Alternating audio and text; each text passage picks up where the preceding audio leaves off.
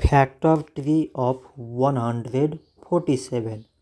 So 147, it can be written as 3 times 49.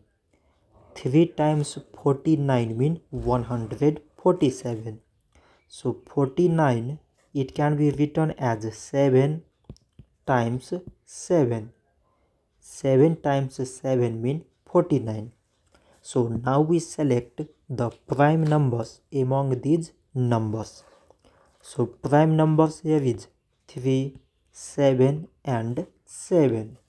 So we can write 147 is equal to product of all these prime numbers, that is 3 times 7 times 7.